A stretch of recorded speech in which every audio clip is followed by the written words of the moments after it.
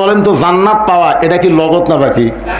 কিন্তু বাংলার জমিনে ভালো একটা নেতা ক্ষমতার যাওয়া এটা কথা পায় না। আপনার কোনটাতে আশা করতেছেন?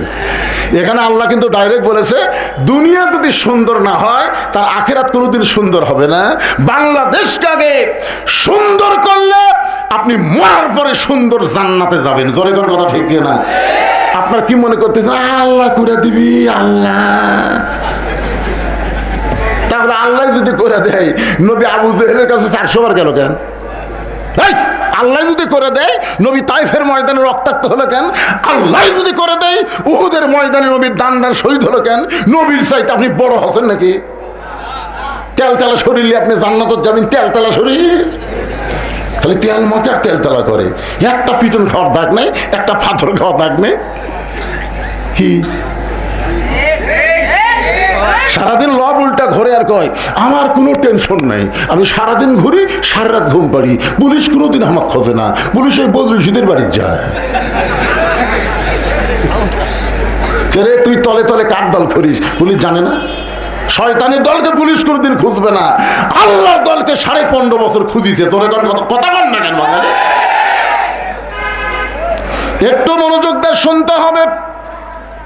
রাখাল বলে পথিক মরে গেলে জান্নাত পাবো, এই কথা তুমি সহজেই বলতেছো, কিন্তু হযরত ওমরকে এক নজর দেখতে পাবো, এই নগদ কথা বলতে তোমার কোন জায়গায় বাজে? ওমরের চোখ দিয়ে দর দর করে পানি পড়তেছে। দর দর করে পানি পড়ার কারণ হলো যে রাখাল ওমরকে তওবা পড়াছে। জোরে কোন কি পড়াছে? যে রাখাল মুনাফিক কছে, যে রাখাল ভণ্ড কছে, এখন যদি বলি আমি ওমর, যে ওমর রাস্তা দেখলে শয়তান কয়দিন যায় না? যদি বলে রাখাল ভাই তুই যে ওমর দেখতে পাচ্ছিস সেটা আমি রে, বলাও সারা, হাত তেল করে মরাও সারা। যদি বলে আমি ওমর, রাখাল কি দেখবি? কারণ 3টা অকাম করছে। ধরে কোন কয়টা? তওবা পড়াছে, মুনাফিক কছে, ভণ্ড কছে। ওমর ফারুক চিন্তায় পড়ে গেলে আমি যে ওমর, এইটা রাখালকে কেমনে বলবো? এমন সময় কোরআন বলতেছে উদউ ইলা সাবিলি রাব্বিকা বিল হিকমা।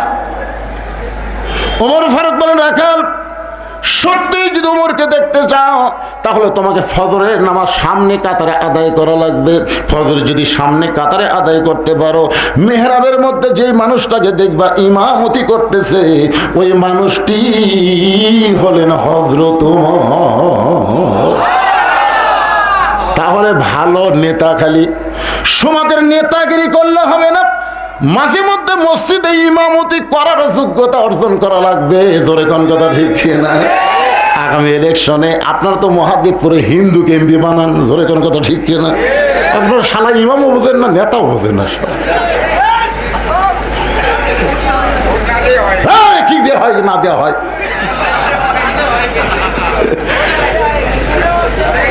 কি কর সুবহানাল্লাহ, মাথা নষ্ট করে, মাথা নষ্ট। আরে আপনাদের কথা কি কব, ওই নেয়ামতপুর, এই যে পোরশা, এই সাপাহার হওয়ার পর থেকে দেখতেছি হিন্দু। কি কব?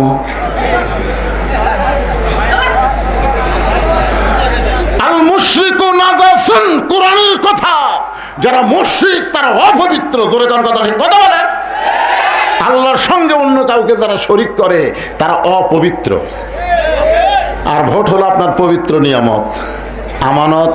একটু মনোযোগ দিয়ে শুনবেন। রাখাল চোখের পানি নিয়ে বলতেছে পথিক তুমি কি আমাকে চেনো? আমি মসজিদের বারান্দায় নামাজ পড়ি, আমি মসজিদের ভিতরে কোনোদিন ঢোকার সাহস পাই না। ওমর ফারুক বলে রাখাল ভাই মসজিদের মধ্যে ঢোকার সাহস তোমার কে বন্ধ করে দিল? রাখাল বলে পাগল নাকি? পাগল তুমি? মসজিদের মধ্যে নবীর দামি দামি সাহাবী নামাজ পড়ে, আর সে জায়গাতে আমি রাখাল ঢুকতে পারি? আসলে ভিতরের খবর জানি না তো। আসলে ভিতরের খবর জানলে কোনোদিন বলবে যে ইসলামের সাথে রাজনীতি সম্পর্ক নেই। গত পরশুদিন এক হাজি সাহেব বলতেছে হুজুর আর আপনার ওয়াজ করবেন খালি রাজনীতির ওয়াজ করেন হুজুর, আপনি বলেন তো ইসলামের রাজনীতি আছে? আমি বললাম তোর হজ কবুল হয়নি। তখন বলে কেমনে? আমি বললাম তুই আল্লাহর কাবা ঘর সামনে নিয়ে একটা তালবিয়া পড়ছিলি, মনে আছে? ইন্নাল হামদা ওয়ান নিমাতা লাকাওয়াল মুলক আপনারা যারা আলেম আছেন, যারা একটু ইসলামী চিন্তাবিদ, চিন্তা করে দেখেন তো লাকাওয়াল মূল লা শারিকা লাকের অর্থ কি? তুমি হাজী সাহেব আল্লাহর ঘর সামনে নিয়ে ওয়াদা দিলে রাজনীতির ভিতরে, রাজত্বের ভিতরে একমাত্র আল্লাহ ছাড়া অন্য কাউকে আমি স্বীকার করি। জোরে বলেন স্বীকার করি। হজ করবার যে তুমি আল্লাহর রাজনীতি স্বীকার করে আসলে, আর বাংলাদেশে আইসা তুমি কইলা ইসলামের রাজনীতি নাই। এটা আবার সিজার করে নাকি? না, ওরা না বুঝে উঠতে পারে, বসে দেবেন বাবা, ছোট মানুষ, এত রাত্রে অকুড়ি ছাড়া দেবেন কোন? বিরক্ত হচ্ছেন? রাজনীতি তাবারাকাল্লাযী বিয়াদিহিল মুলক বাদ দেন, বাদ দেন। এ সাফায়ের এক হারুন না হতো না, কি শালা, এক হারুন আঙ্কেল আর এক হারুন না। ও আমার বলে আমরা নাকি ধর্ম নিয়ে ব্যবসা করি। ধর্ম নিয়ে ব্যবসা কারা করে? আরাইতাল্লাযী ইউকাযযিবু বিদ্দীন ফাযালিকাল্লাযী ইয়াদউল ইয়াতীম ওয়া লা ইয়াহুদ্দু আলা তুআমিল মিসকিন। সূরা মাউন পড়েন। ধর্ম নিয়ে ব্যবসা কারা করে? মাঝে মধ্যে যারা ধার্মিক সাজে তারা ধর্ম নিয়ে ব্যবসা করে, আর সব সময় যারা ধর্ম পালন করে এরা কোনদিন ধর্মের ব্যবসা করে না। ধরে কথা বলেন না কেন ভাই? আপনার মনে করছে এই ওয়াজ খালি আপনাকে এলাকাত হচ্ছে, এই মিডিয়ার মাধ্যমে গোটা পৃথিবী ছড়া পড়তেছে। আমেরিকার থেকে দেখেন, শুনে দেখেন, আমার ওয়াজ শোনে না? গোটা আমেরিকা আমার ওয়াজ চলে না। স্বীকার করতে হবে আজকে। ওমর ফারুক চোখের পানি বের করবে, রাখাল ভাই তুমি কম দামি, ভিতরে বেশি দামি, এই উল্টা বুঝ তোমার কে শিখাইলো? তুমি বারান্দাত নামাজ পড়ো, তুমি কম দামি, আর ভিতরে যারা নামাজ পড়ে তারা বেশি দামি, এইটা তোমার কে শিখাইলো? আত্তাকুল্লাহ হাক্কা তুকাতিহি। আল্লাহ কোরআনে বলেন ওই ব্যক্তি সবচাইতে দামি হয়, ইন্না আকরামাকুম ইনদাল্লাহি আতকাকুম।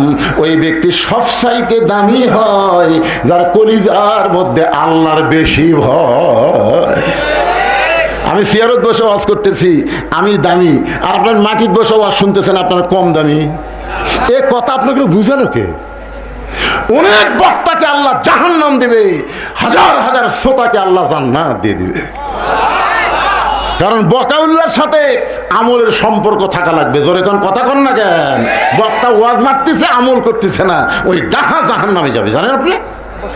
এই জন্য একটু মনোযোগ দিয়ে শুনতে হবে। ওমর ফারুক বলেন, রাখাল ভাই ওমরকে যদি দেখবার চাও তাহলে তোমাকে ফজরের নামাজ সামনে কাতারে আদায় করা লাগবে। এখন কি বলবো বলো? রাখাল বলতেছে, ও প্রতীক ভাই তাহলে আজকে এশার নামাজ পড়ার পর আমি বাড়ির যাব না। ওমর ফারুক বললেন, কেন? বলে এশা পড়া যদি বাড়ির যাই ফজরের নামাজ সামনে কাতারে ধরা দেবে, এই জন্য আমি এশা থেকেই ফজরের নামাজ সামনে কাতারে ধরার চেষ্টা করব। ওমর ফারুক বললেন, রাখাল 5 ওয়াক্ত নামাজের মধ্যে 3 ওয়াক্ত তাড়াতাড়ি, আসর মাগরিব এশা, এই 3 ওয়াক্ত দেখবেন 1 ওয়াক্ত শেষ না হতে আর 1 ওয়াক্ত হাজির। কিন্তু এশা থেকে ফজর, ফজর থেকে জোহর, এই 2 ওয়াক্ত লম্বা কেন তুমি কি বলতে পারো? রাখাল বলে, আমি তো জানি না।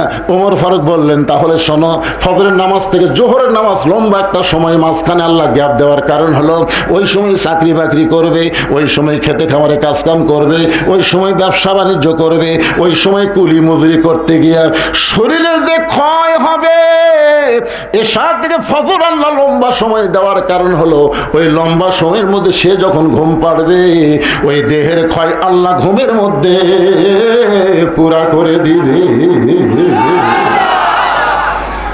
এখন আপনারা বলেন তো, ঘুমানোর কথা ইসলামে আছে না নাই? এত রেখার আছে না নাই? কোন জায়গাত, কোন জায়গাত ঘুম পাড়বেন?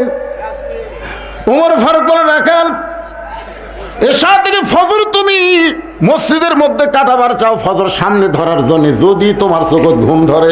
রাখাল বলতে, ঘুম যদি ধরে ভাই তাহলে মসজিদের মধ্যেই ঘুমায় যাব। যেই কথা মসজিদের মধ্যে, ওমরের চেহারা রক্তের মতো লাল। এই রাখালেই মসজিদের মধ্যে ঘুম পাড়ার দলিল দেয়। তুই যে মসজিদে ঘুম পাড়বো তার একটা দলিল থাকা লাগবে না? আরে ঘুম পাড়া তো দূরের কথা, জোহরের নামাজ পড়া সবাই চলে গেছে, ওরা 3 জন 4 ফ্যান দিয়ে গল্প করতেছে, আলুর দাম যে কমলো রে, এত খরচ করে আবাদ করলো ভাই, ধানের দাম ভালোই বাড়ছিল রে, আবার কমে গেল। এরকম গল্প করতে করতে 1 ঘন্টা ফেরেশতাকে আল্লাহ সবাই বাড়িতে গেল, এরা তিনজন যে চার ফ্যানতে গল্প করতেছে, এর রেজাল্ট কি? আল্লাহ বলতেছে গল্প করার সময় এদের মাথার উপর যে ফ্যান ঘুরিছে, এই ফ্যানের কারেন্টের বিল এই তিনজন আলাদাভাবে না দেওয়া পর্যন্ত এরা জান্নাতে যাওয়ার পারবে না, কারণ মসজিদ ওর বাপের ঘর না যে ইচ্ছা মতো ফ্যান ঘুরাবি। কথা বল না, কথা বল। আল্লাহ কেন বললেন ফাইজা কুদিয়াতিস সালাত ফান্তাশিরু ফিল আরদ, নামাজ হয়ে গেলে মসজিদে থাকা যাবে না? এটা কি আমার কথা না আল্লাহর কথা? জোরে বলেন কার? গল্প করার জন্য মসজিদ না, গল্প করার জন্য মসজিদ না, ইবাদতের জায়গা হলো মসজিদ। তাই বলে সব ইবাদত মসজিদে করবেন না, শুধু ফরজ ইবাদত আপনি মসজিদে করবেন। আপনার বাড়িকে গোরস্থান না বানায় আপনি বাড়িতেও ইবাদত নফল করতে পারবেন।